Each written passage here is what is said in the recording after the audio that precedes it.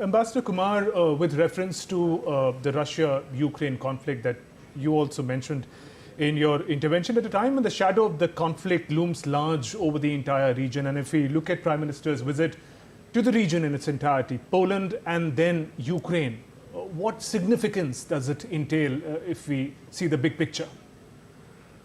Oh, the significance is huge. In fact, I'm particularly happy that the Indian Prime Minister will have a chance to talk to his Polish interlocutors before he meets President Zelensky. It's very important to get a Polish perspective.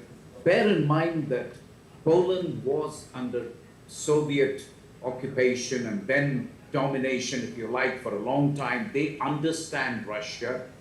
And I dare say you will have difficulty finding a peaceful resolution in Ukraine unless Poland gets on board. So it's extremely important that the Indian Prime Minister gets a sense of where Poland stands on the conflict in Ukraine. And that is very, very important for him, so that when he does share perspective, the Indian Prime Minister has already said that he will want to share perspectives on how to bring peace to Ukraine in his conversation with Zelensky, and that's a very natural thing to do. We've been, after all, plugging for dialogue and diplomacy right from the beginning. So it'll be important for India to get a sense of where Poland stands. In fact, I don't believe even Germany, France, and other countries can fashion a proposal in the European Union without getting Poland on board. Poland will play an extremely important role whenever there is a diplomatic solution in sight in Ukraine. So from that perspective, I see the Indian Prime Minister's visit to Poland extremely important, especially, as you say, since the visit is preceding his own visit to Ukraine, where he will meet with President Zelensky. All in all, I think it is the strategic nature of this visit that interests me. Trade is $6 billion. We have invested $3 billion. All those things will happen. And I think Professor Gulshan Sachdeva is absolutely right. Poland is part of the Belt and Road Initiative of China.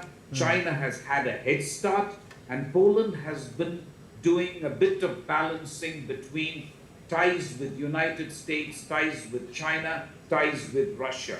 In that sense as well, Poland will be keen to diversify risk and to develop ties with India. I believe there is an opportunity there. There's a window of opportunity that India must exploit, because I don't think, given the kind of relationship that US and China may have in the future, Poland will not want to become collateral.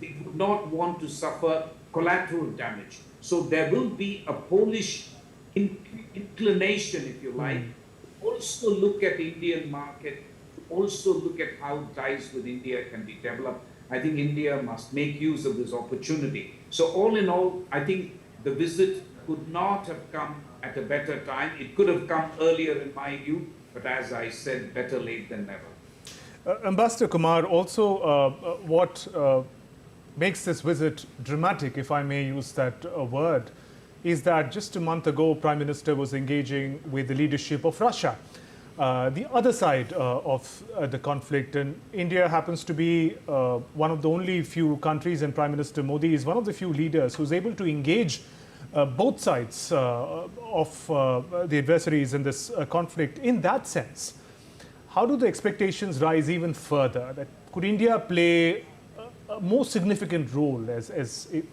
some kind of a mediator into the conflict, which seems to be entering a new phase of escalation as we speak? So 2 points, really. I think one should be clear-headed. This conflict in Ukraine is extremely complex. Everybody knows that. There's a lot of history to it. The first point I would make is that India's conversation, or Indian Prime Minister's conversation with the Polish President and with others, as you rightly said, with Putin before that, is the process of multi-alignment at work. This is foreign policy where we believe we must engage with everybody. It's been described variously, but I prefer to call it multi-alignment rather than non-alignment. And this is multi-alignment at work.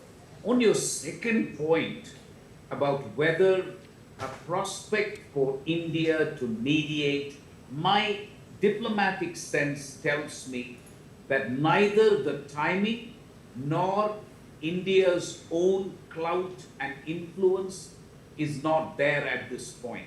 And I would hesitate to call India's actions as constituting mediation.